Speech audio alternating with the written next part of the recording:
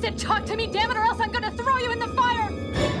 You stupid bitch, you filthy...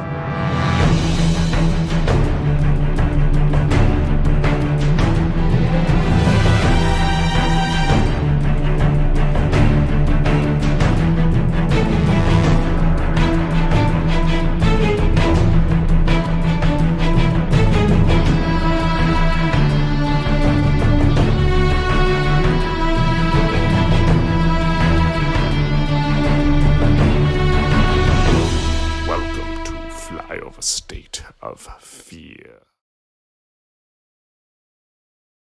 We are back. Welcome to Flyover State of Fear. We got a special birthday episode. Brian is our birthday boy. He is a young man. That's right. I actually age in reverse like Benjamin Button. So So you're a couple ages away from being like perfect. Right. Gonna meet up, you know. Yeah. Yeah, no, I mean we're recording like a day before my birthday, coincidentally, but it did help us choose a movie, you know. It's another one of those Brian episodes where he's like, this is what I want to watch, and Joe's like, fine, I guess. Well, I've been meaning to watch Amityville Horror for like rewatch. I've seen it for the longest time, so it's always a nice refresher. And like, I don't know. I don't think there's a bad Margaret Kidder movie. No, there's not. I was like, I can't believe she does nudity in this a year after she was Lois Lane. That was the crazy part, because it's like, I was looking at the dates. I was like, is this after Lois Lane? That's how she got the role. Wild. Not the nudity, the Lois Lane. Yeah. But like, yeah, you have like Black Christmas. I don't believe there's nudity, but then like Sisters, I think there's like artsy nudity. Okay. I don't remember. I really don't think. But like, it was just weird. It's like usually once you reach the level where you're like, no, I'm in the biggest movie, you stop. You know, you're like, no, I'm done with that. But it was the '70s. It was a free for all. Yeah, it's nice. Anyway, right? Nobody's complaining about '70s Margot Kidder. Yeah. And you know, you move into that house, and apparently every man is James Brolin. Yeah. Well, although to be fair, the house does give James Brolin ED eventually. So yeah. He need to get himself some hymns. Sponsored by this podcast. Sponsored by him. Hey, you know, and we cut instantly to me being like, well, I got a birthday coming up, Joe, and I'm not as young as I used to be. It's my boners just aren't as bonery as they once were. It's my favorite thing of every podcast. So be like a 27-year-old host and be like, hymns, I use them. And it's like, what? If I think that, whenever I hear that, I'm like, your poor fucking girlfriend. Goddamn, like. Yeah. Or your poor hand. Like, no way. It's a product. It's just like all those mattresses. Right. You didn't buy the mattress before you got it as sponsors. It's or all that fake therapy they tried to get me to do. Ha! You didn't get me. I refuse to better myself. BetterHelp. It's kind of as much as a real therapist. And also, it sucks. We have the lowest common denominator. We have someone that's me. He's like, I took a class. Yeah, how do I make you feel? Exactly. Yeah. Oh, no, I can't write you scripts. So, Joe, anyway. What have you been watching, man? Yeah, no, Tell the people. Well, a lot of Switched Up Earth, but this is a different type of show. No, I did check out Smile 2. I was just letting Brian know. I won't talk too much about it. I think the hype's real. I think it was for like a sequel to a pretty big hit, bigger budget studio movie. I think it was a nice. Yeah, the first Smile was almost kind of one of those like surprise hits, almost ironically. Like, I feel like the first trailer people were kind of like, meh, but then like people were actually kind of like got into the camp value a little bit of it. And then it was a decent movie on top of that, so it kind of like bought itself some goodwill that way. This one,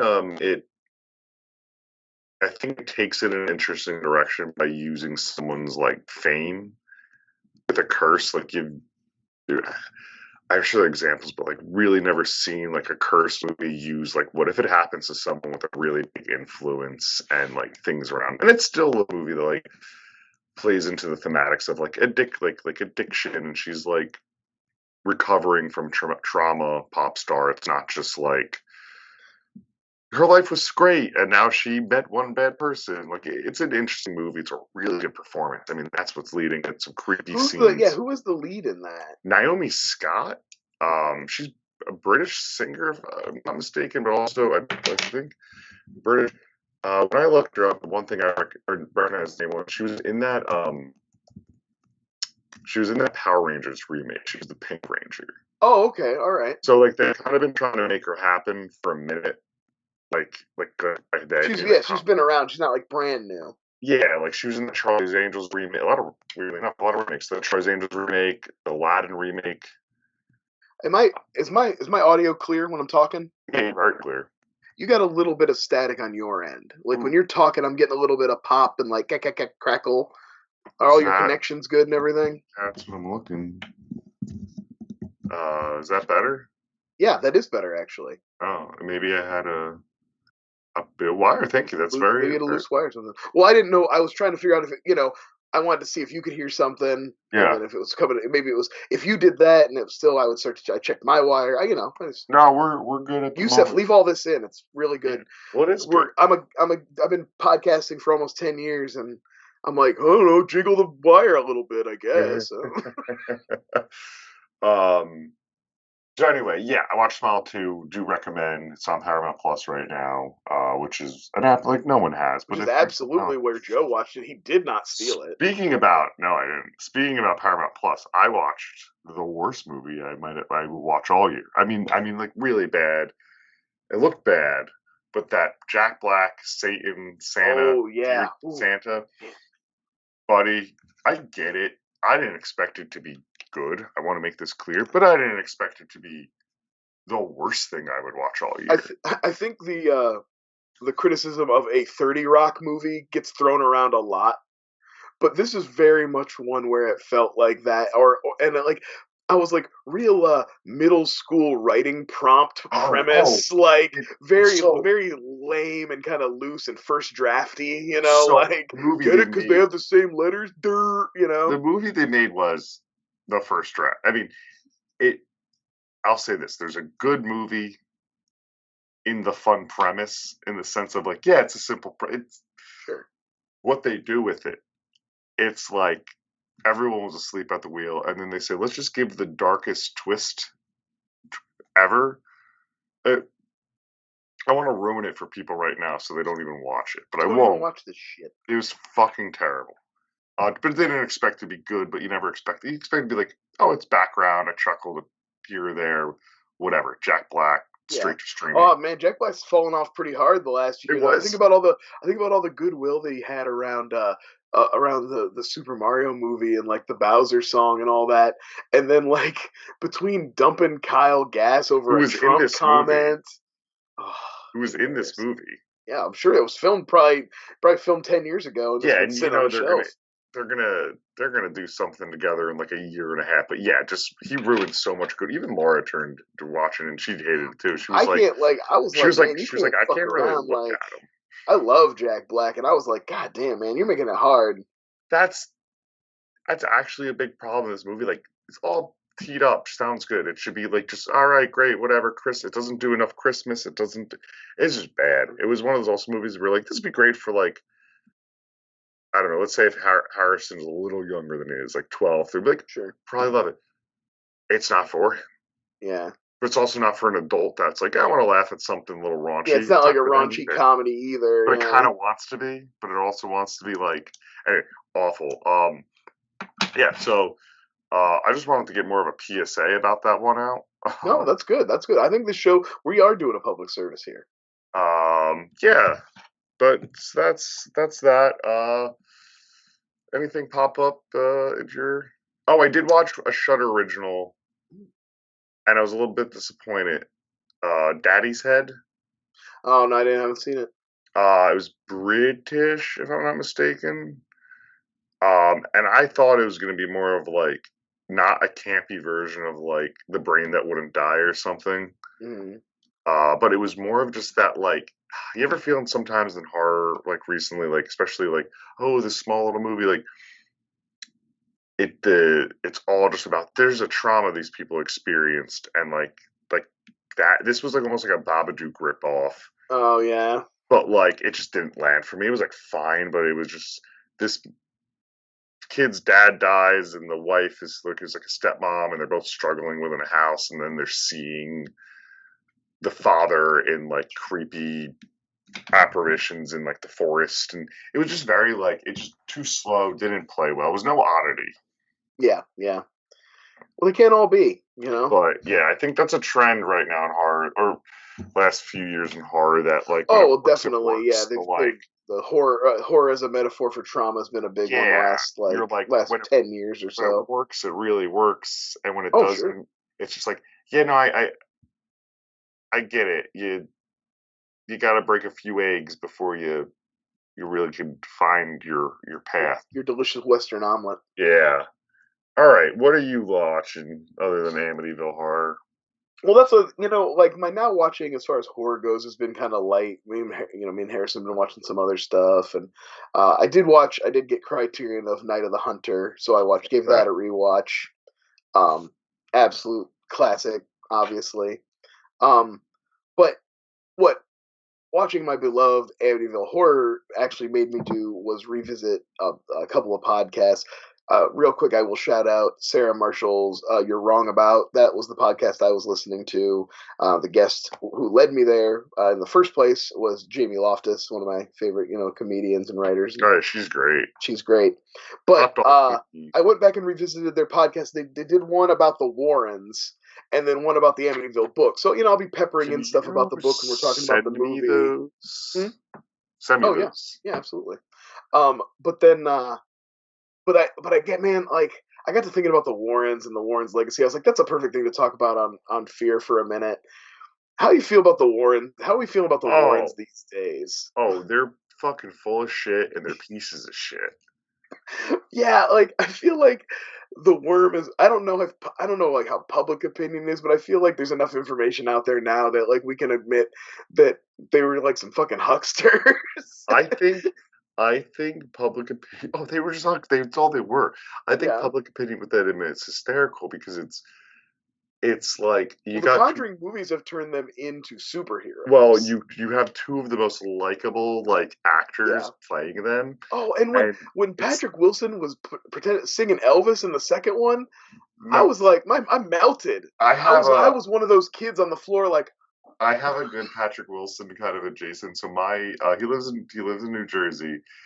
And a guy I went to high school with, more further up North Jersey. We were out, and he was like, "Oh, Chen, you really know this. Do you know who like Patrick? Like, he kind of like fumbled the name. Like, yeah, Patrick Wilson. Like, huh? He goes, yeah. He goes to our gym. And then his like wife chimed in. And she was like, he goes to our gym. They were both like, that is one of the most attractive men I've ever seen in my life. Both of them, and like he does have that natural charisma that's just like. And they were like, he was so nice, And they were just saying like, he just goes to our gym. Like, he just let us use his machine once. We never like talked to him or something. And I was like, it's so funny too because it's like, yeah, the guy from Moonfall. Oh, from Prometheus. In the first 5 minutes of Prometheus. You're right. I'm like, man, I gotta stalk your gym. Yeah, right. I guess I'm getting a new gym membership. I'm driving out there. If anybody doesn't know about the Warrens, real quick, let's talk about the actual what made me talk about it with this is because the Amityville case is kind of like the case that really broke them out in the mainstream. They had been doing their thing for a while, but I think they really they leveled up when they did the Amityville case because it already like had so much hype around it from the book, and the Lutzes had already like gone public. They went public immediately. That's the thing about the Lutzes that kind of like makes you suspect about this story is that like they were doing press conferences like the next week or whatever. They were like immediately like ran away from the house, and they're like, "Hey, everybody, we ran away from the house because it's haunted." Like, well, didn't the Warrens with the Amityville case just kind of show up for a couple days and like they didn't actually do anything with the house? Yeah, right? they do. I think they tried. I think they might have done a seance there. Isn't there supposedly their most famous ghost picture is from that? From the Amityville house where it's like the little kid in the doorway, but there was like a bunch of kids at that house. Like, it just looks like a double exposure photograph of a little kid or whatever. But like I don't know. I know the Warrens were hucksters, and I know that he like. First of all, nobody ever got a glow up on film like fucking Ed Warren. He looks like he's like a dumpy little troll man with like a weird little curl hair. He looks like a little, but and he gets to be Patrick Wilson. But but like it's so weird. I know he was like a manipulative, and he had like an underage girl who basically came to live with them, and then was like his like other wife for a long Yeah, time and they shit. were like in like a not no sex shame or anything, but they were in like a like polyamorous, but didn't seem the most consensual Yeah, polyamorous it seemed like relationship. like Lorraine didn't love it, but also she loved Ed and was gonna stay with Ed no matter what kind of But they also thing. like went around like just shaming people into Christianity at the same Oh time yeah, too. oh yeah. So like, I don't know. I was always just under the impression they were full of shit. Well, I mean, I feel like even a little bit before the Conjuring movies, there was like an air. They tried to. I mean, definitely they always tried to put themselves out there, and that was another thing that Ed did. That's part of being like manipulative and having that personality trait is that he was very careful about like controlling the narrative about them and like the way he publicized Hmm. themselves and stuff like that. That's why they sold the demonologist to the WB, and they were like, "This is." I'm sure there was some clause like, "No, this is how you're going to portray us." Oh, absolutely, yeah. But that's the reason they haven't done a Conjuring version of Amityville is because those rights are separate from the Warren life rights Mm. because of the book and stuff. Yeah, So like it's like someone else owns those, so they can hint at it. They're always hinting around at Amityville in the Conjuring series. Like if you watch them all, there's like a couple there's different always an times they reference Amityville. it. There's like a So little drop in, I think the but they're second never gonna one, get to it. I think the first one, which I very much loved. I think that first one's a I modern think the horror first Conjuring's a lot masterpiece. of fun. I think they're fine popcorn. The third one's pretty bad, but the first two are like fine, like big budget popcorn horror, like I think, yeah, mass market horror. You know? but yeah, I think the first one is. I'd even give it a higher compliment than that. Um, but yeah, I think it's that first one where it ends and they do that. It's almost like the Joker calling card. They're like, "There's this place on Long Island." They're like, Yeah. "Ooh, I know what that is." Oh. Dude, you bring up another point, and it's not the Warrens, but it's about the Amityville. And you said, "Oh, there's this, and why they can't make the movie and this."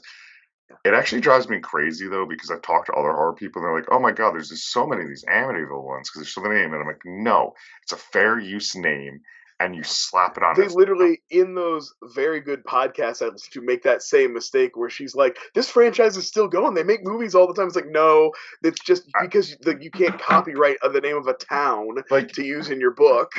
if they called like if you to anyone if it's called the Amityville Horror Sharks. Yeah. Yes, that would be the Amityville Horror, but But the word wouldn't be. Amityville you can use in any way, But shape, you or could call form. something Amityville Sharks. Amityville Haunting, Amityville Demon, Amityville. Yeah. It's everything. Hey, but none of them are. Almost none of them are related no, there's three to the se actual. There's like four actual original Yeah, franchise ones. there's I did that. I did some research on it too. There's like the second one. I don't know if there's a. I don't know if it's called Amityville 3, but then like they made one in 2017 that's like I was just reading about it, I know it, but it's like meta apparently. It's like the movies exist in the world or something. Okay. It kind of sounded interesting to be honest with you. I know there was like I think there's three original. There's like a trilogy, and then a little bit later in the '90s, I think there's a TV version, a TV one Yeah, so that there's was connected. The Amityville, Possession or something maybe, or Amy Two's the Possession. Amityville 2 Possession, Amityville 3D in '83. Yeah, and then there's one in the '90s where it's like a little girl, I think. I mean You that's know? not that doesn't mean anything. And then it's Wikipedia. There's Yeah. Yeah, it doesn't matter. but They're all bad. The only thing as notable about the second one is that what's his name from Paulie from Rocky is the dad, oh is which is that what great. this And but it's mostly just a rip off of other horror movies, which we'll talk this about a little bit when we're talking this about Amityville too. blurb does say as of 2023 a total of 35 such films have been produced with widely varying degrees and connection of the events depicted. That's Yeah. false. I'm going to tell you whoever wrote that blurb at the end of this also didn't that. Like you said, it's a town. Yeah, they just Speaking of use that, the name. Oh, I'm sure they reference the, like whatever they can because again, they're real events, so you can mhm, you can't really copyright true events that happen um, in the world. But I anyway, like yeah, I just before we got into the movie too much because I just wanted to talk about the Warrens. I think it's funny that what kind of has like has become of their legacy, I guess. Although they did make a point where they were like, there's also an element where they did kind of raise some lower class families up out of poverty, like maybe mutually beneficial scams went on, and like I mean, they helped some people and they made some money, the and you know what I mean. Warrens. So it's like I don't think that ain't all bad, No, I think the Warrens are like modern day, like I think I'm using the right word. The modern day like Fox sisters, Yeah, absolutely. right? Like, And also, I also thinking about it, there may be a level of where like how much of it did like Lorraine actually believe? You know what I mean? How manipulative was Ed? How much did he like? Was she kind of like under his spell in some way? Did she believe it more than him, or or I was it think all just a scam? there's probably a belief in both, right? If Yeah. some, but like I remember, it's creepy in time, but it's almost like too coincidental. Like the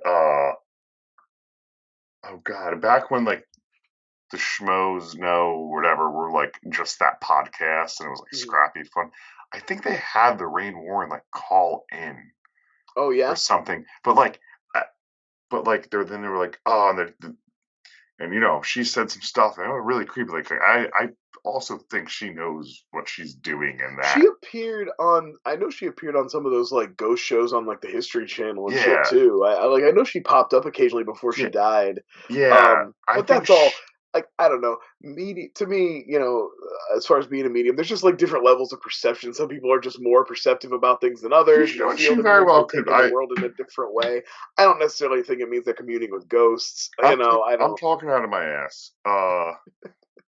She very well could have been a medium and had a connection. And I think her and her husband were very entwined with the brand they wanted to put out there and sell. Yeah, that was the I most important thing. I Was have a like friend who is like, I believe every word she says.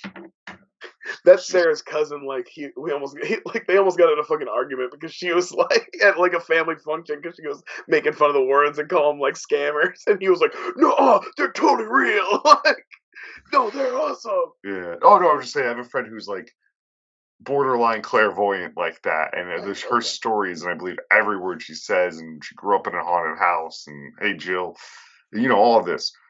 Um, but yeah, if she was running around like profit and saying something, I'd be like, yeah, are you? And I say this as an example. This ties into Warren's kind of like Laura went out with. They went to Savannah, or not yet. They went to Savannah, and like I remember Laura saying like, yeah, we went on a ghost tour, and like she gets feelings when she walks into some places, and she'd be like, there's something here. This one's bullshit. Like fight, to the. Yeah.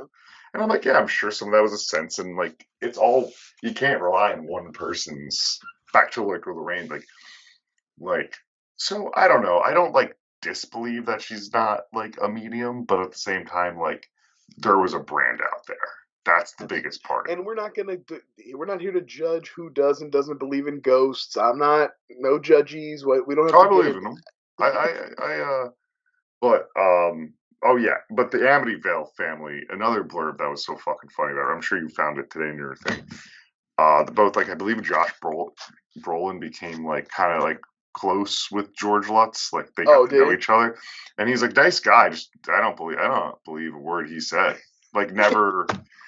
And then like Margaret Kidder, who like I actually think she called the film a piece in 2000 as late as 2009, like closer to death, like called it a piece of shit, and she's like I laughed the whole fucking time I was on set.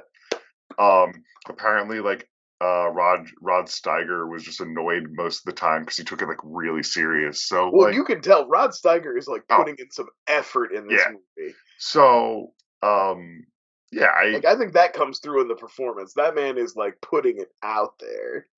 Yeah, we but can start talking about the movie a little bit. yeah, Amityville Horror, 1979. yeah. This is a longtime favorite. This made my original top 10 back when I was doing the DVD bunker of horror movies. This was in my original top 10. We should revisit a top 10 one of these days.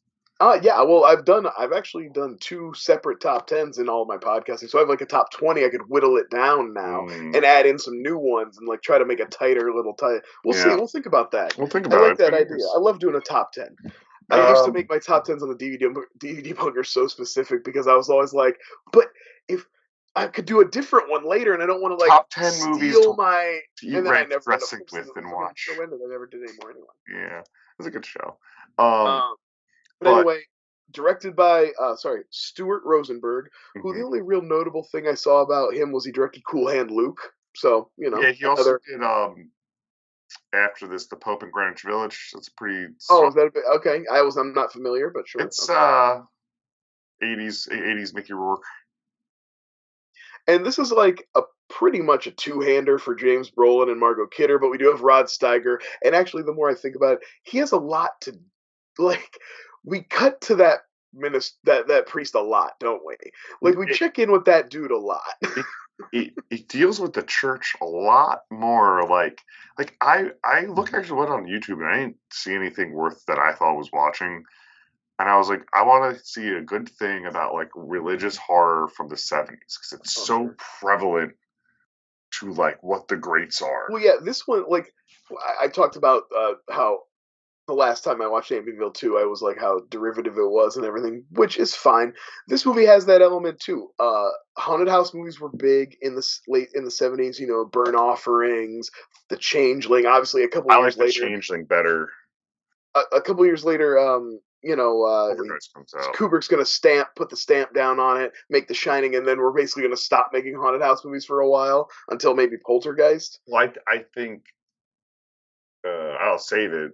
I mean, I could save it right now. Like, I think the in the Poltergeist, it's very similar. It's like blending, it's like Poltergeist, Shining, blended. Well, that's why The Simpsons in their first Halloween, Treehouse House of Horror, it's a blend of stuff from Poltergeist and this movie, basically.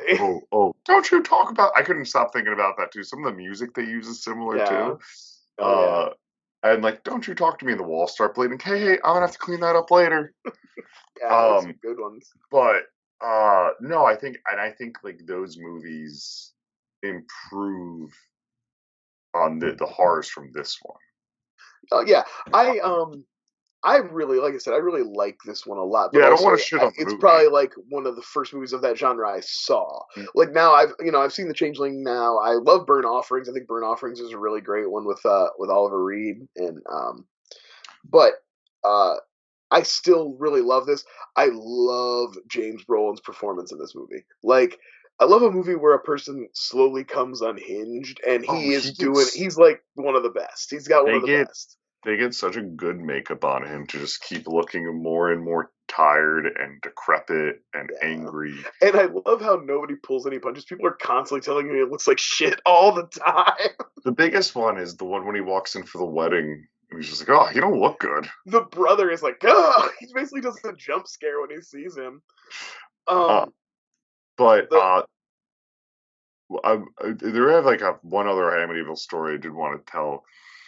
Um, I remember got into one of my favorite winning arguments of all time. There's this dumb girl in college. We were driving somewhere, like an hour drive, me, her, and her boyfriend. And I went to school in Pennsylvania, and we passed. There's an Amityville in every state. We of passed course, an Amityville, and she goes, "Oh, yeah, that's the movie's based on." I'm like, "No, it's not. It's in Long Island." yeah. And she was like, "No, it's not." And I'm like, "Yeah, no, it's literally in Long Island." Well, they're on the water, so it's definitely not in Pennsylvania. Yeah, and I'm like, and they filmed it in. Unless it's in that area of Pennsylvania this much that goes to Lake Erie. No, it was. And I'm like, and they filmed it in Toms River, New Jersey, which is like where my uncle's from. Like it was just, and then, well, here's why I was in more of an army because I was like, fine, and I pulled out my phone. It's 2010, 2011 or something, and I'm like, see, and she's like, you didn't have to Google it, did you? I'm like, no, I did. I And did. It's important.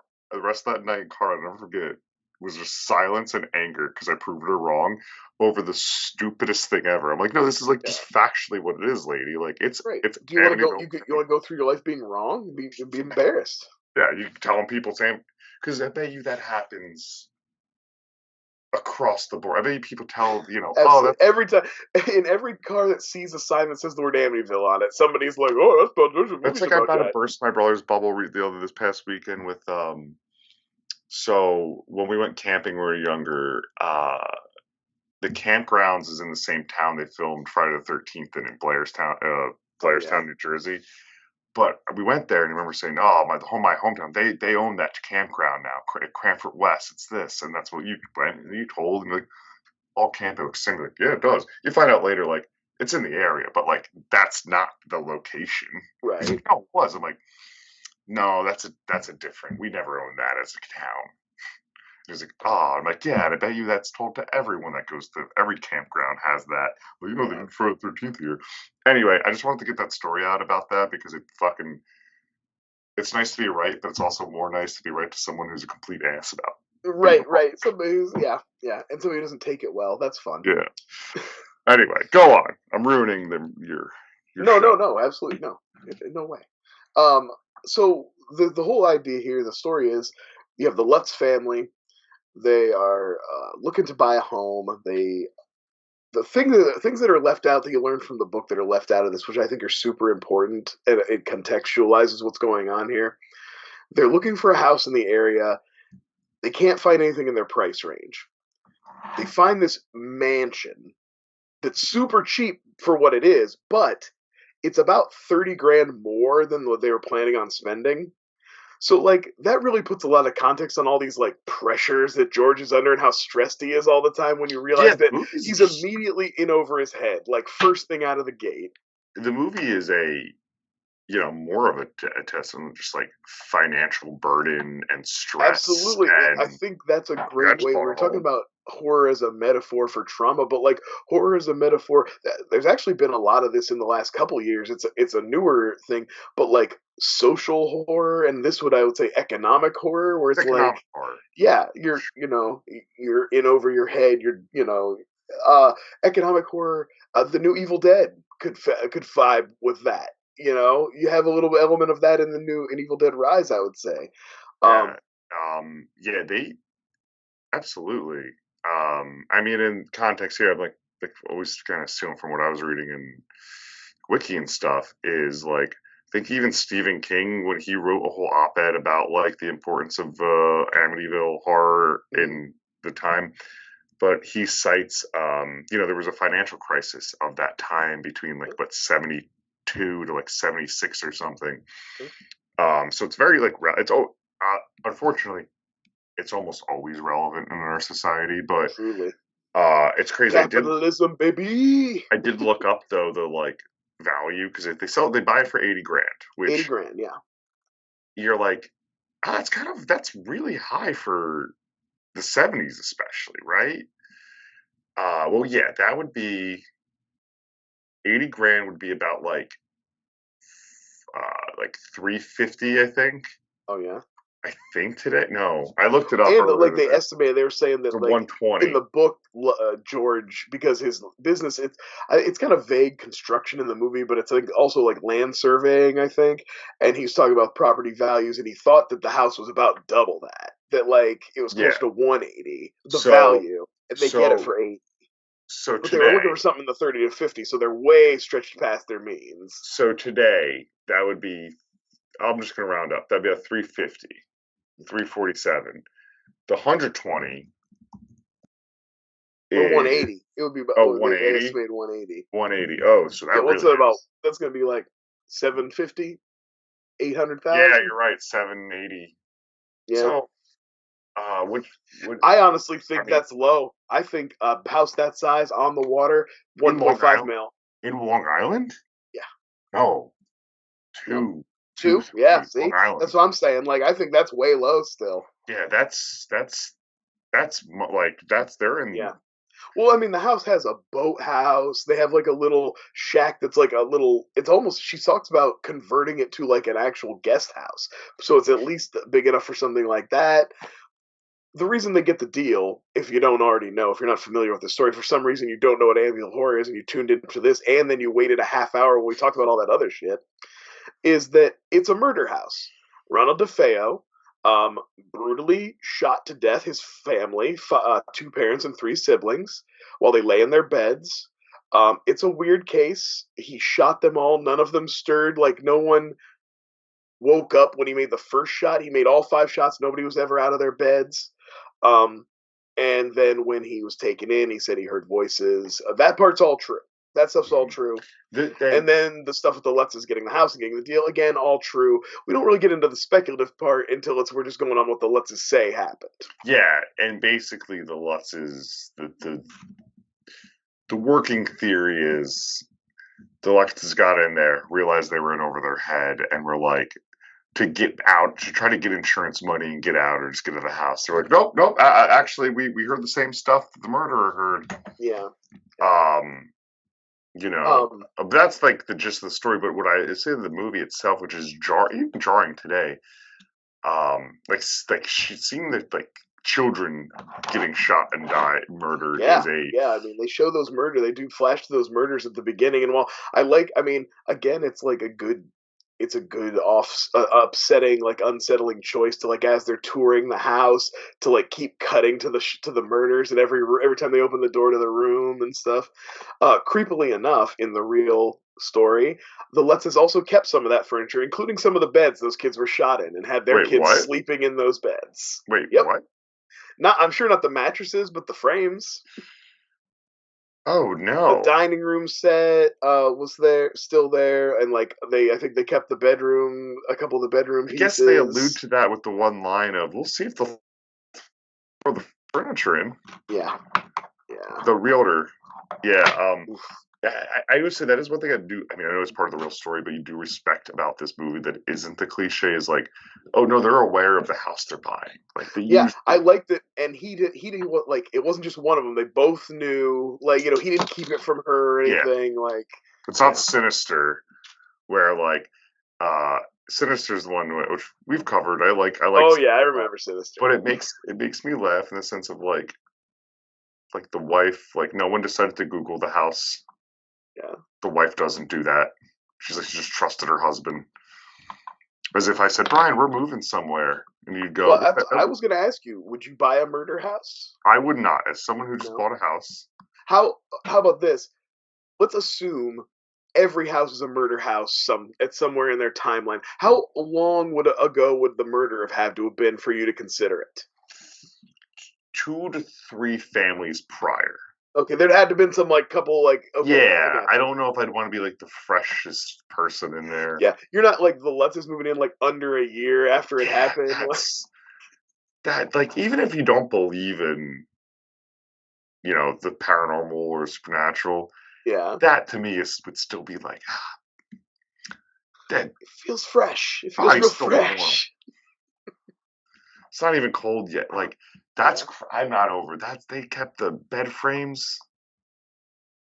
Yeah, and guys, they have their kids in them. Guys, they have 3. There's 3 kids and a dog. What I thought about this time watching it was I didn't realize how early in the movie the thing with the flies and Get Out happens. That's like an Act 1 scare. Oh, it's real early. It's real early. Rod Steiger first thing kind of comes over. They're moving in on moving day, and even though they haven't even unpacked all the boxes or brought in everything, Margot Kidder's putting up shelf paper for some reason. That is a thing you do once you have all your shit moved in. Granted, you do it before you put your glassware away, I guess. But you don't do it while people are still carrying in boxes. That's insane. They were just definitely like, all right, you need to be doing an activity for this scene. What's something? It's the Law and Order thing where they're like, somebody's doing yeah. Hey, how you doing today? Yeah, you can't. I'm going to talk about this murder, but I can't be bothered to stop working on the truck here. Yeah, no, I saw him in here the other day. Good guy comes in about once a week. I don't know, keeps to himself. Wow, something happened? Hey, would you grab that? Yeah, no. I think where I don't love this as much as you. I think it's a fine horror movie. I think where I've always generally gotten hung up with it is it has a very uneven. It has such an unevenness to it where I'm like, some scenes really work and then some are just like, oh, I don't care. I just don't care about the Lutzes. Yeah. No, I could agree with that. I don't think like obviously I don't think Amityville sings like something like The Shining. You know what I mean? I think it's like a tier down from something like that. But I do think I think it was good. It's like I think there's a reason it was popular, and I think it's like culturally, has its place because of like it's like kind of a true one of the first big true crime things that broke out at that area. With that sort of not true crime, but like Yeah. supernatural, paranormal, true crime Um, ish. It's kind of a I'm, blending of that. It has a lot of things that people really like. You know what I mean? That people really like into the more macabre aspects of it and stuff. I do find, 'cause I see the poster here, speaking of the culture and all that, it's like modern in a sense. I do like that the movie Get Out is named Get Out kind of Yeah, adjacently because of this movie, because I think it's Eddie Murphy's stand up where he went, they're like, okay, see you later.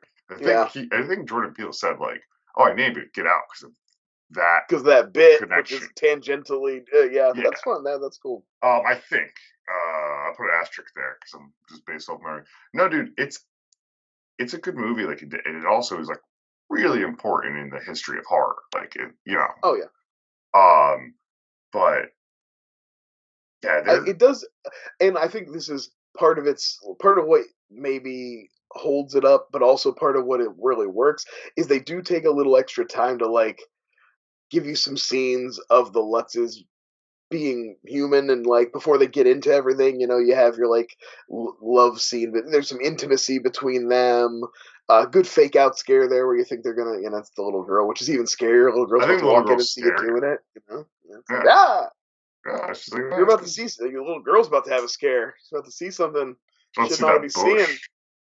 So Let's see that '70s bush. that '70s bush. Josh Brolin's got an ass beard to match the one on his face. You don't have to see that. Uh, and he's always sharpening that axe. Um, yeah, we're about like this is about pretty much around the time. It's so funny because obviously in this movie, George being cold and like never be able to get warm and stuff is such a big part of what. And this is another one of those things that's like a change from the book that or like something that you get that gives a lot of context to that, which is in the movie. I don't know what's it supposed to be like late summer, fall. Yeah, I'd say like August. The actual time it was like Christmas to early January. They're in a huge drafty house that they don't know how to heat. They are on the lake. They've never lived by water Oh, so before. they're just going mad. Yeah, like, oh, that's why you're cold all the time, dude. Oh, well, the other thing about like going to the original in the book and all this is the guy who wrote the book was very open. He's like, I didn't never said this really happened. I just believe they I believed it. So I told wrote, their story as a well, and that guy had like a background in like publicity too. yeah. Like, so he knew what he was doing. He knew how to I, sell his book. He knew I how to think he like. said to some people at the time or something was, we came up with a lot of it over a couple bottles of wine, and this is what we printed. No. Yeah, But I've definitely heard that element. I feel like I said, and I fully believe that. in And I do have an answer for you just because I haven't scrolled, but in the plot synopsis, it does say November 13th. So it's supposed to be okay. now-ish. So close to then, yeah, but not like the middle of winter, which it No, would have been. no, 'cause it's only 25 days, Yeah, yeah, right? It's a 25-day right. It's event. basically a month. Yeah, Um, we do start to get into, but the whole cold thing leads into George's constant wood chopping, which I think is reminiscent of the Witch. 2015's The Witch. oh You have that yeah, same element, like where the father is just like the only thing he feels useful doing is chopping chopping wood. wood. It's a connection I probably wouldn't have made, but I bet Robert Eggers watched Amityville. Like I guarantee you he did. I'm sure he did. No, that's a really good connection. Yeah, And the wood chopping scene is the only good part of the remake, where Ryan Reynolds actually makes the kid hold the log, put it's both hands tense. while he It's chops tense. it. That That's was pretty good. And it's little Michael Myers, isn't it? Is that who's in that? Is that the little Michael Myers? You know what? I think I might be thinking of something I else. think you're thinking of something else.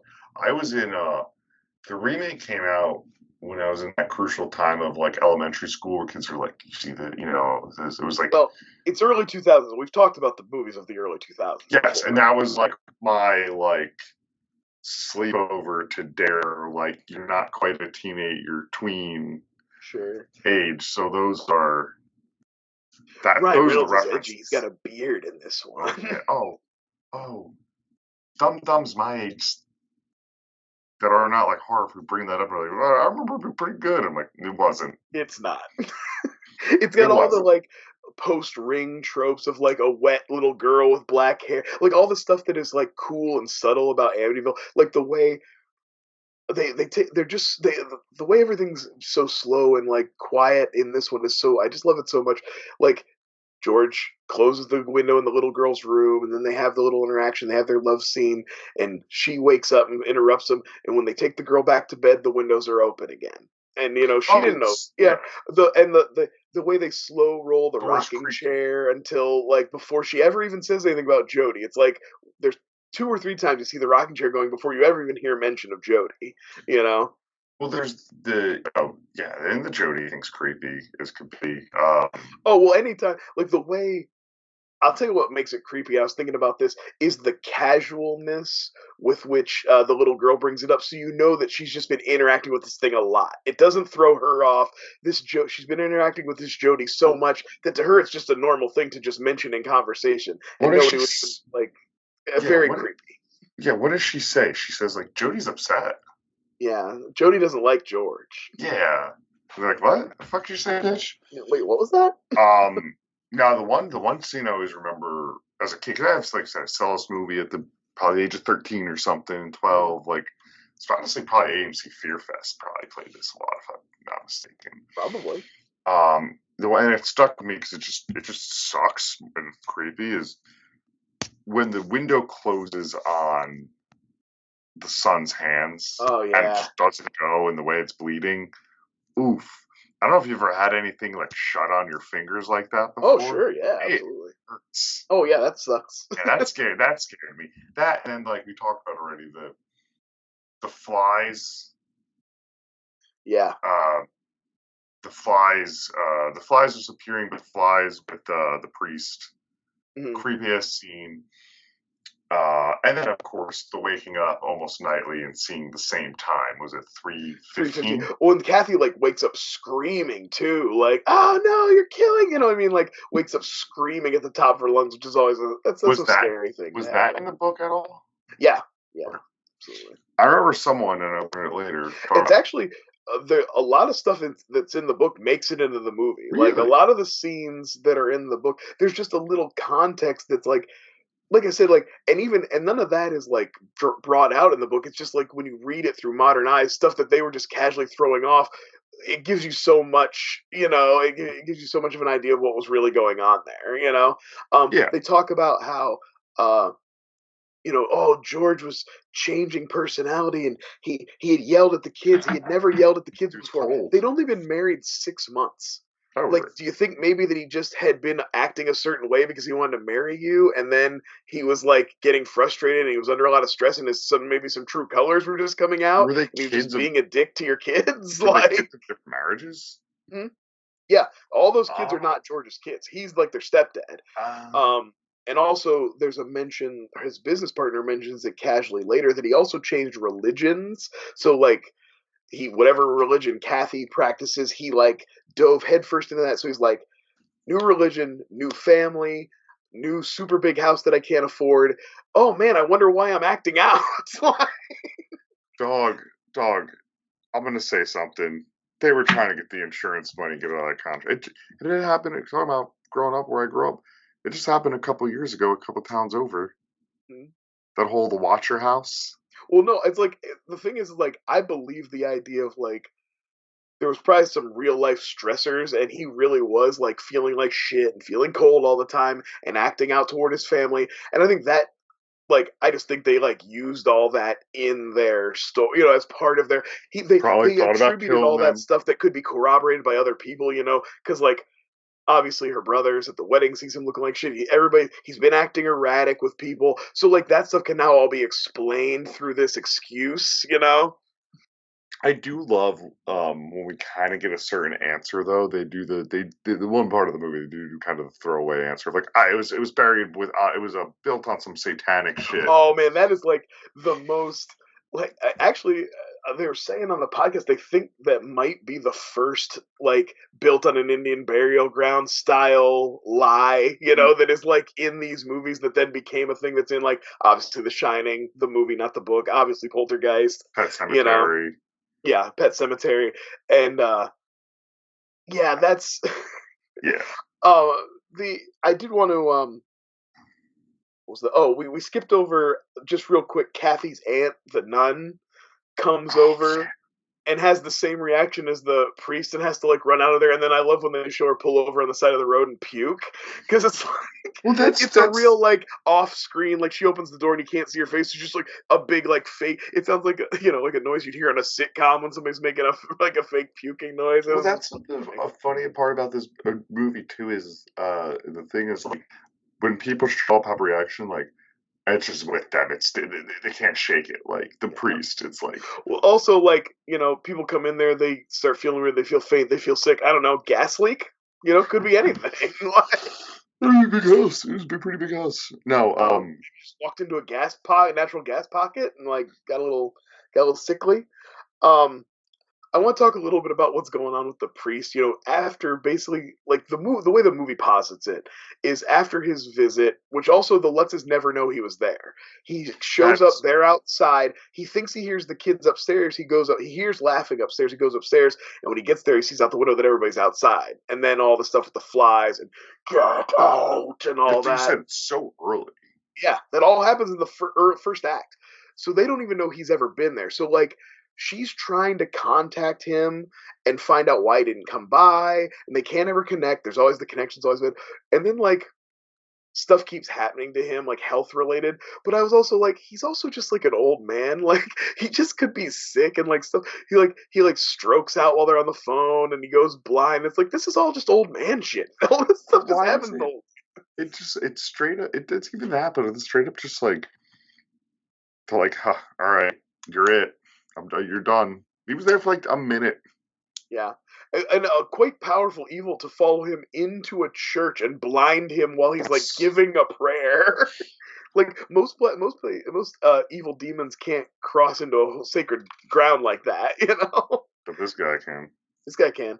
This guy and what is it? In Exorcist 3 where they defile the statues. That would be the ones, right? Well, that and gets into the confessional booth. Truly, blows it up or whatever. But, I definitely want to get in. I want to talk about the babysitter scene. Yeah, go for it. First of all, they wholesale stole this babysitter and put her in The Incredibles. She's the babysitter for Jack Jack in The Incredibles. It's like the exact character. Yeah. She's got, Mrs. There's just a problem, and the baby's being really weird. That's a good impression. She's got the braces and everything. Dude, she's got the ponytail. That headgear is intense.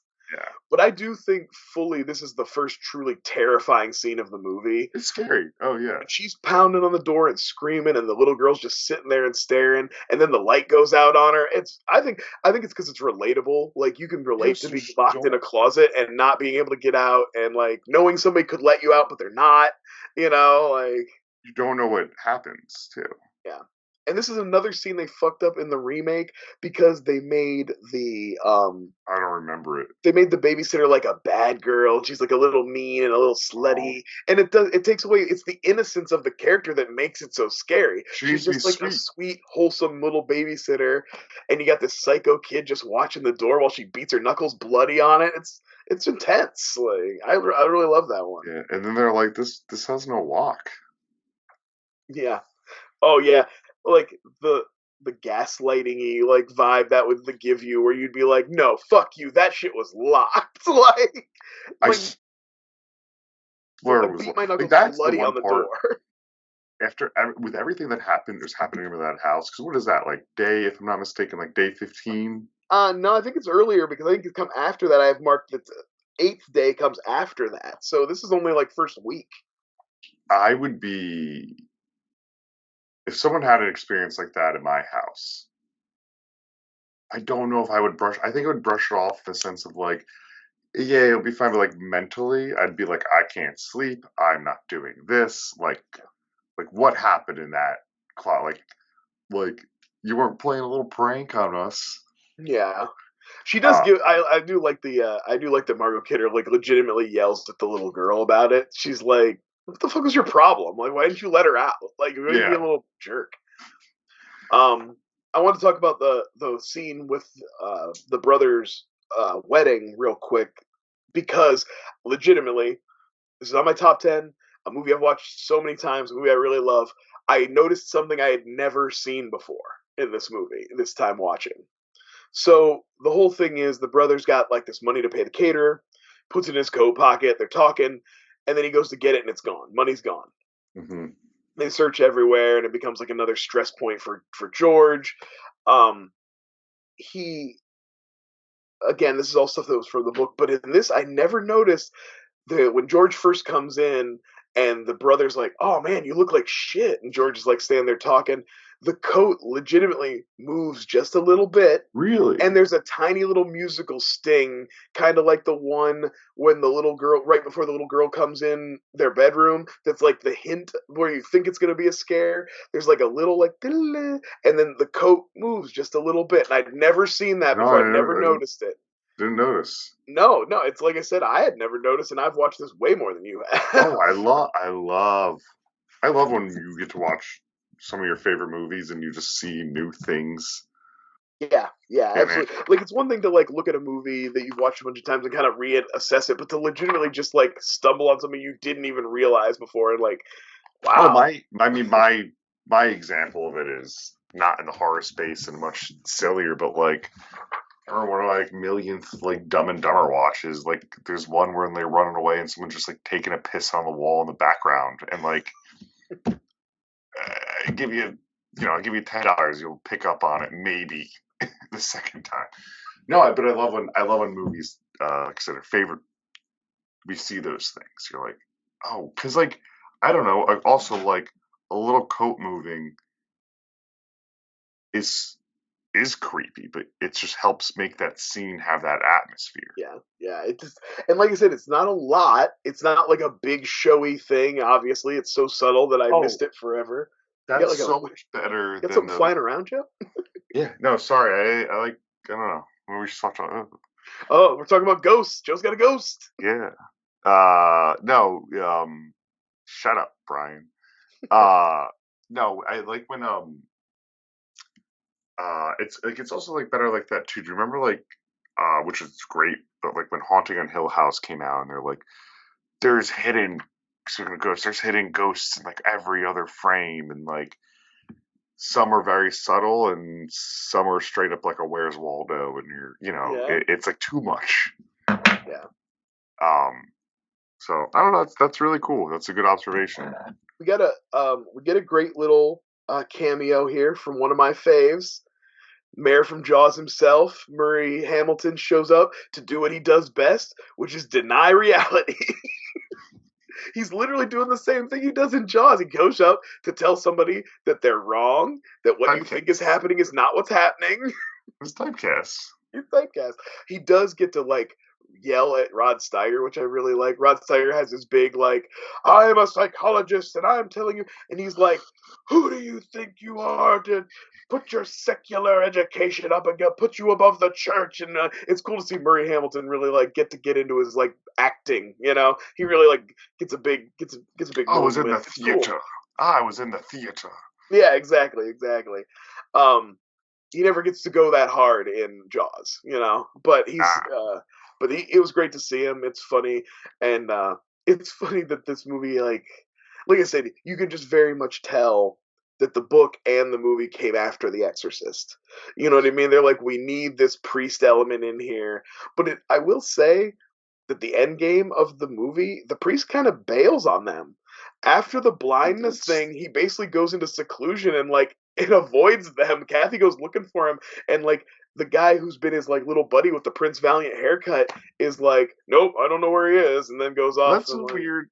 That's like an odd part about the movie too. It has a natural conclusion that doesn't have any sort of like, lack of a better word, big come to Jesus moment. They're just like it's going down, and we got to get out of Yeah, here. they just get out of the house. Yeah, Now, and then you get a we title know card. from most hauntings these days that the demon is attached to you, not your house. You know, Paranormal Activity, Insidious, they've all taught us. Yeah, it's hell, even Sinister. Yeah. We just mentioned that, but no, I mean, even like we're talking about Bowling from The Exorcist, even the same thing with like that. It's ending there, right? That is very much this, I think I use the A word big beautiful. showdown, Yeah, big showdown movie about faith and confronting faith in this, and you really got to feel it. And they do make a point to go like, you can't just leave. It's there. It's part of her. I know when we covered the second one, that was even not even worth referencing, but it has almost that second one almost has that Amityville to it. But yeah, the priests, the church, they more leave them high and dry than anything. Yeah, they pretty much bail. Like, it's not like the church doesn't accept Rod Steiger, but also Rod Steiger bails on him too. It's like he just at some point, like he tries through the whole movie, but by the end game is just he's just like, fuck it. I guess I'm just gonna be blind and just sit here. I guess. I do love the scene where the door blows off the hinges. That's just rad. Like that's just fucking cool. Like it just looks awesome. It's just very cool. I feel like we can't also not mention the demon eyes, the bleeding of the walls. Man, I love like that's when we finally, you have the rocking chair bit finally really pays off, and they do a sweet pan over to the window, and Margot Kidder looks out, and then they got the glowing eyes out the window. That's a great scare. And then I would say later it gets even more intense when George actually sees the weird pig up in the window, and he looks, but he's like. He's pretty far gone at that point too. He's a real Jack Torrance-y at that point. You give that man any sharp object, and one of them kids is standing in front of him. Oof.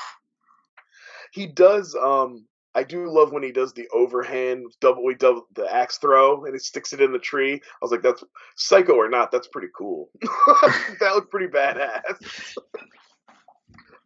He does when he goes. He first of all, I love.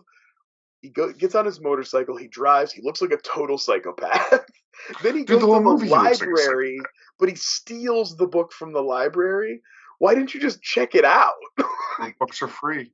It's a library. There's also, like, I know there's no time, but you have time to take the 2 minutes to talk to the clerk.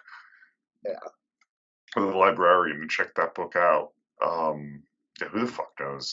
But that's when he finds out, and I mean, like, the book is where they get all that information about John Ketchum, who again totally made up. There's no historical record of that guy. That's the Indian, the thing about the native people, and like supposedly they put all their sick and dying people in a area that just happened to be the size of this house, and then let them all die of exposure. No historical effect. That's nothing. They talk about it's like.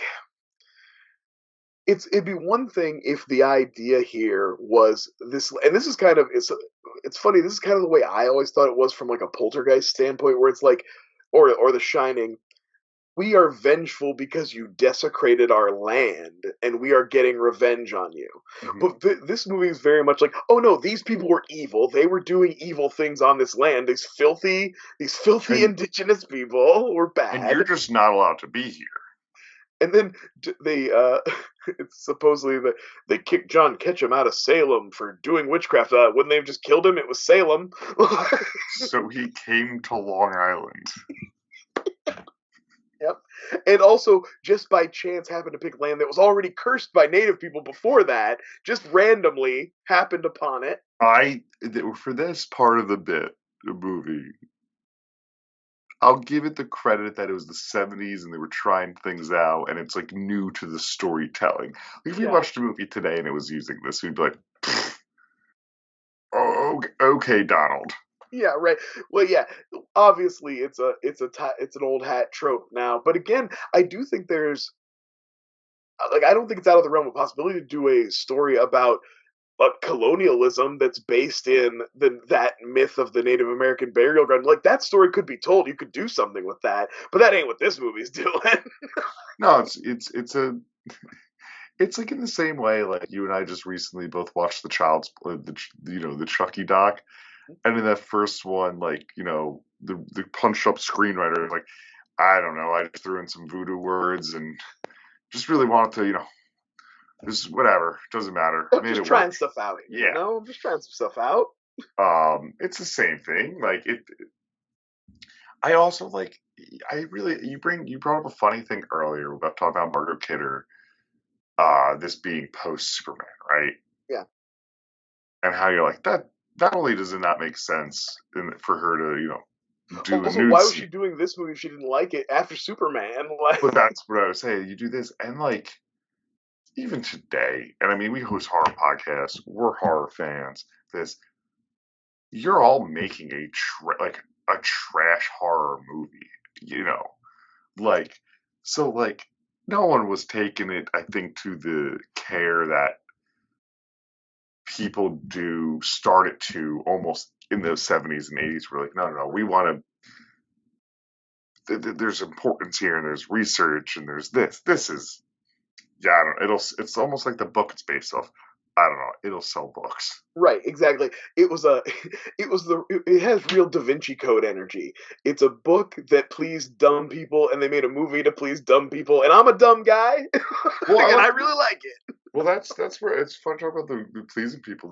The Lutzes, they've been, they were in and out of lawsuits for this movie for years because they wrote they did contracts so they made money off the book sales, but that didn't translate to movie finances. No, Yeah, it's a that good. was another thing that was supposedly one of those supposed to debunk the idea that it wasn't real because the Lutzes never really made any money off of it. That's just because they were bad business people. Like, Yeah, they tried, they just I didn't do think very they've good. tried to for. I And even then they think, continued to milk it the rest of their lives until yeah. they were on oxygen doing fucking documentaries about it. Well, Like, I'm saying I feel like a couple years ago I saw a thing, and I generally might make this up because they make. I don't think it really makes point. It's like the kids wanted nothing to do with this. It's ruined like most of their kids' lives, and well, there's definitely a documentary about one specific that's kid, one of the sons. that's what I was getting to. I remember a couple of years ago it was like one of the sons finally speaks out of the Amityville. Yeah.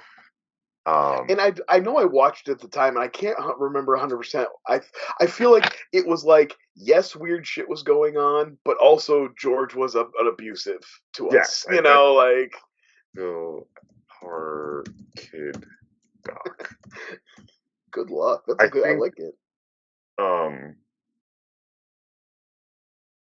I think you're right though.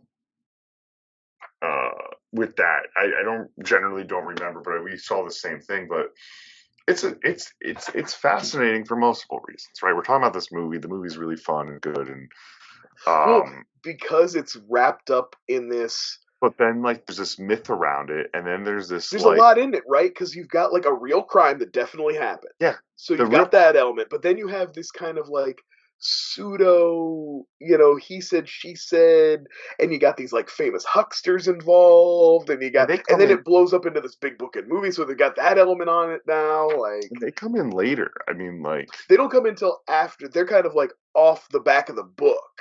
yes, Yeah. and like we started this conversation being like, you never hear about the Warrens. They can't do the Amityville movie. Like I wouldn't like. This is the end of. We're gonna keep seeing the story being told, whatever way it needs to be told.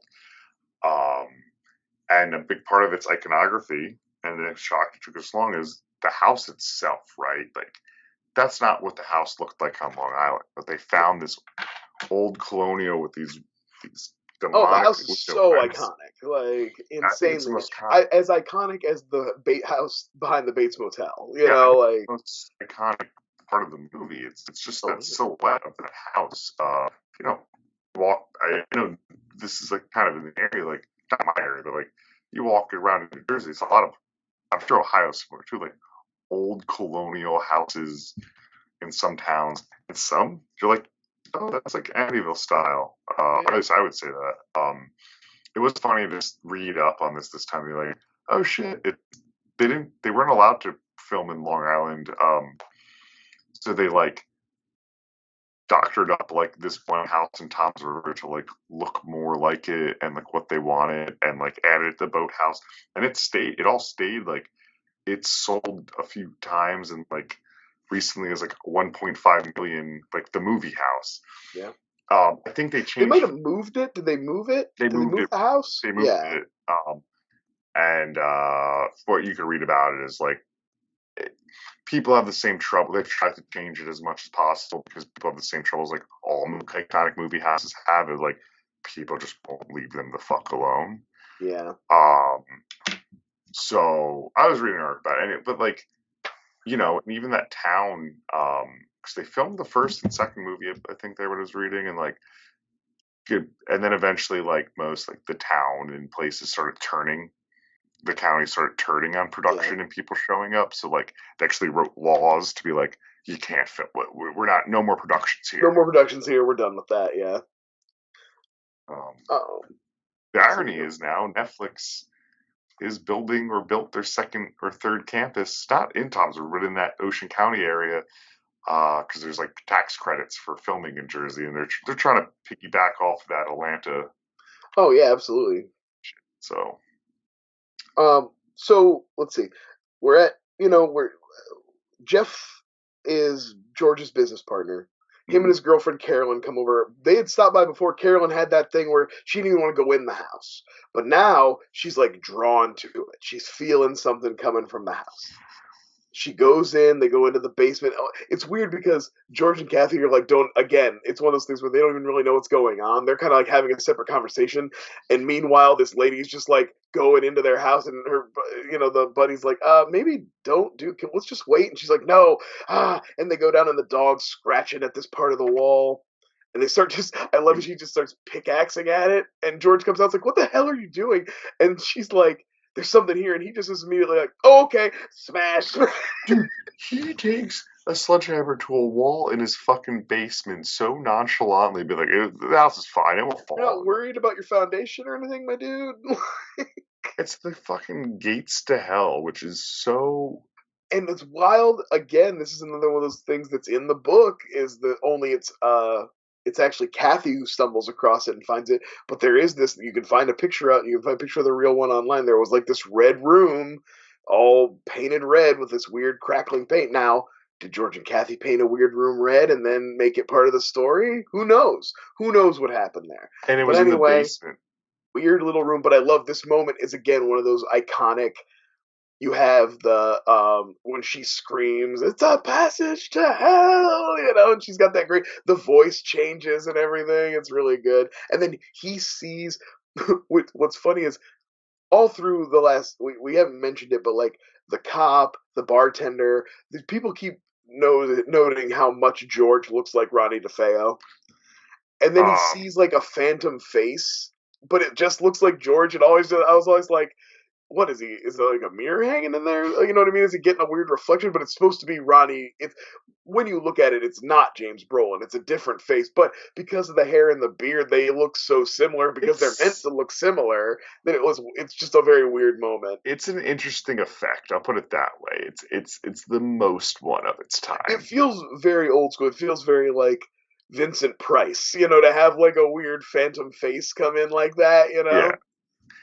It works. It works very much so. Well, I think it's fine because the scene is already working. So like another weird thing is just like you're just like, what the fuck? Like, what is happening here?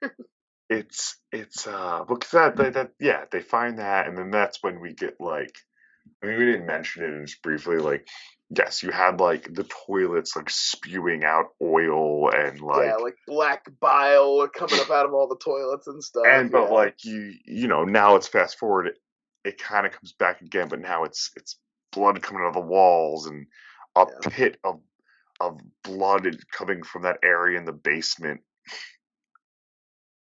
Yeah, we're really like we're gearing up here, George hears a marching band downstairs and like wakes up at 3:15 and hears a marching band and goes down and there's nothing down there. Kathy has that's where he has his "I'm coming apart" moment, which is probably the most iconic line from the movie. That and Get Out, I guess. Get Out is probably the most one. But like that, I'm coming apart is such a good one. He really like I said, James Brolin really was pushing himself in this one. And you know what? That makes me glad he got a big payday. He worked hard, good for him. He did his. Ryan Reynolds put in little bloodshot contacts. Not James Brolin. James Brolin went crazy. That was the Ryan Reynolds. I'm gonna keep throwing shit at the wall. I'm a good actor. Yeah, it's like we complain about Ryan Reynolds now, but it's like he did try, and we kind of just rejected him. He kind of fell into this because we were like, no, up to everything else. The guy he has his problems for sure, but you really look at his career and go, ooh, you really want it to be that like Brad Pitt, like I'm actually a character actor in a leading man's body. Yeah. And you're good with one thing, and it's you got your lane, and we're gonna need you to stay in it. When you were it's like you were Van Wilder. You tried to do other things, and you just came back to being Van Wilder with better scripts. I was like, now you're like family friendly Van Wilder. Yeah. Now. Kathy has a great murder nightmare where she sees George axing people, and then he splits her head with an axe, and we get a great like blood spray, and then she wakes up all crazy. We get a classic. Once again, another jarring-ish scene when you see the violence in this movie, because it's far and few between. But when it happens, it's one of my more things that I think holds up and plays so well in the movie itself. It's really doing the less is more thing. It's using it's really using its violence very effectively. Kathy does our classic, one of our favorite all-time tropes. She goes and investigates on some microfiche. She goes to like the library and she's clicking. She's got her glasses on. We love it. We love but to see it. At least she appropriately used the library's funds. And this is where she finally sees a picture of Ronnie DeFeo and realizes how much George looks like him. She runs out of there, bugs out. She's like, what? Oh.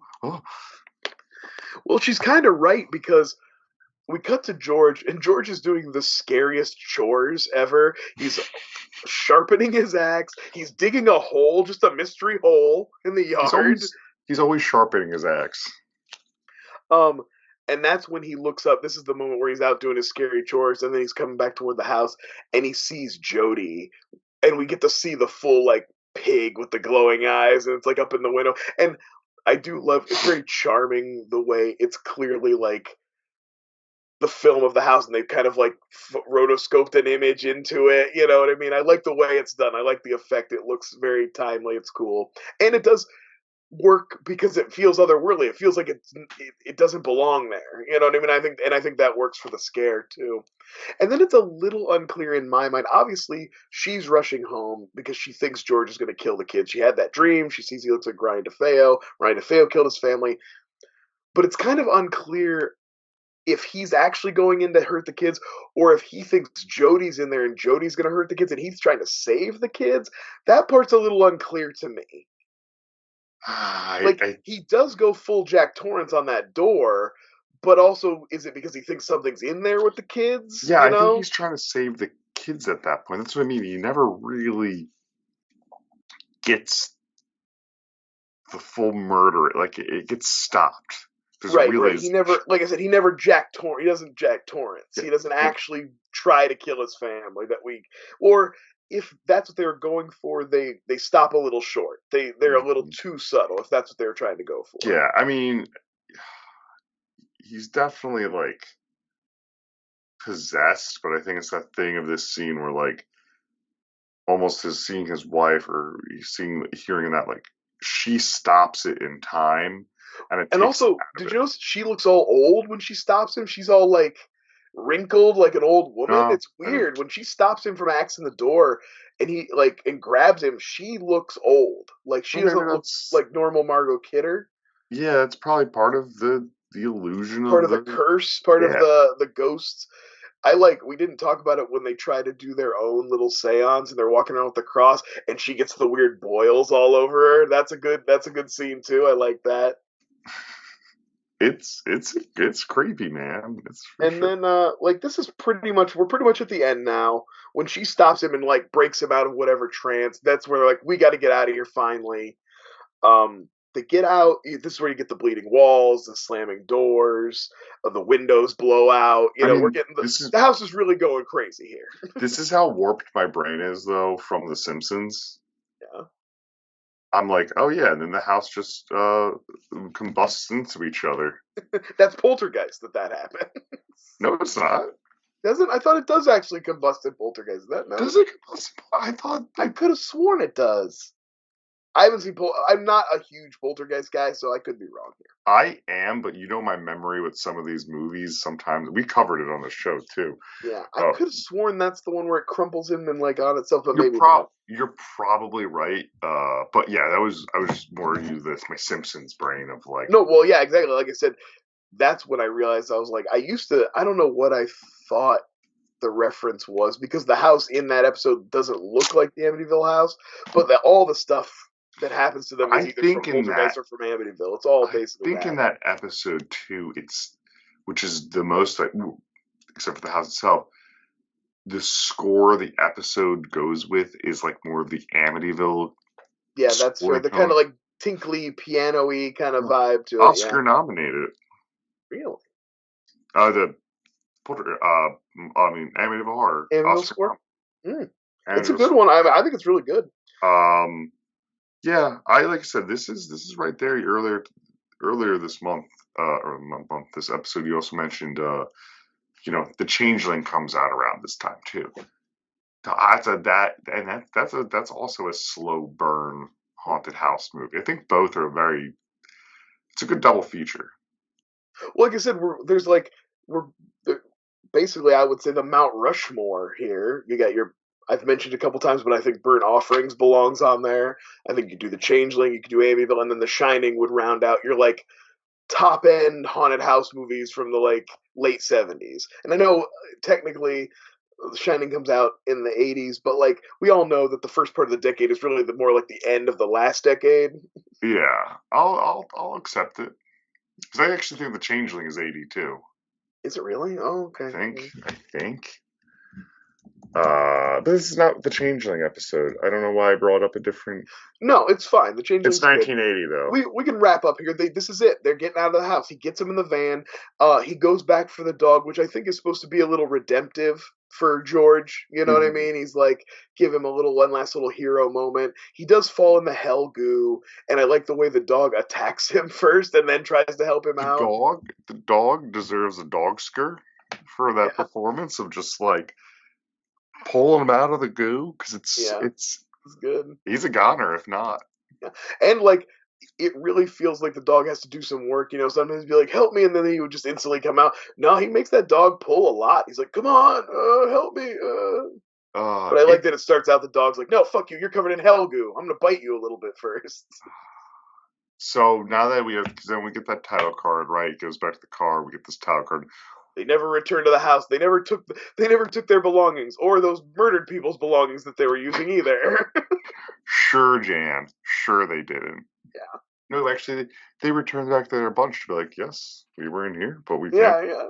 They did the seance there with the Warrens. You want to do an interview? Shit. You want to do an interview with the house? Yeah. You want the keys? Yeah, also it's very notable that no one else ever in the history of the ownership of the house has ever reported anything else. There's never been another sighting or haunting or vibe or feeling that anyone ever had.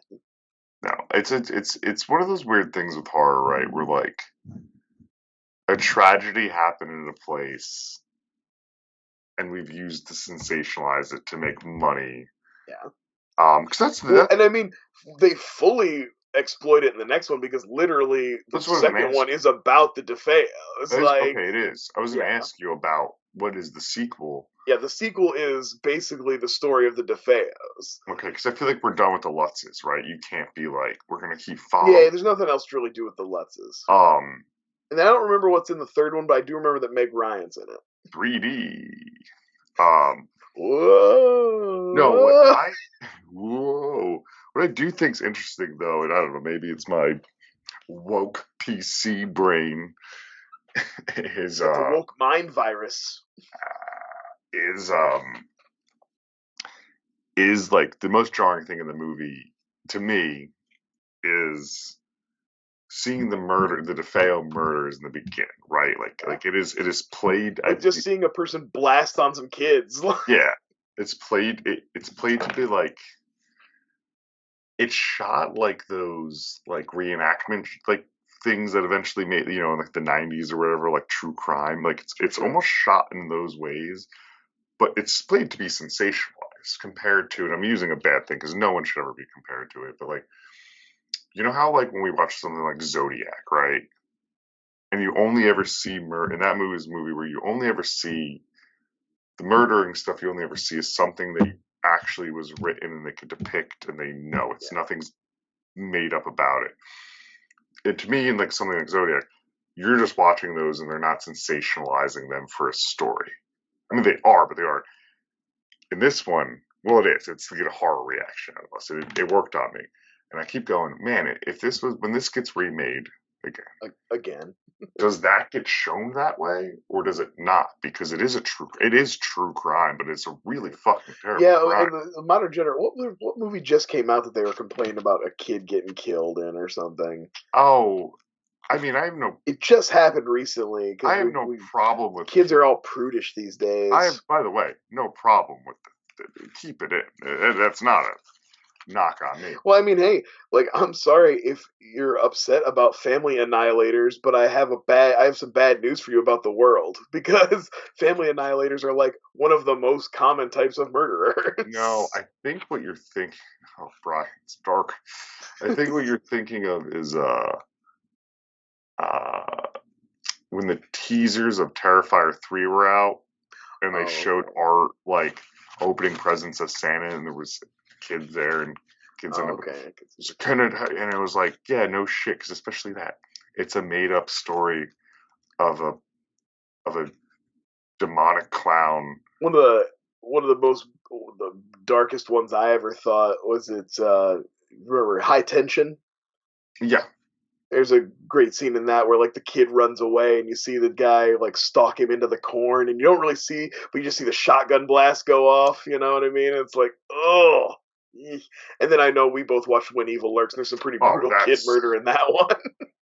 And that was the reference. Remember, people using with the Terrified 3, but like, shut up. That's so no. My point of the Amityville one was not the kid murders. It was like seeing them filmed in that context of way was like, oh, we don't see this. No, they Ever. didn't pull any punches. They're like, nope, this is how it happened. And like, you gotta respect it, because why not? But yeah, it's always weird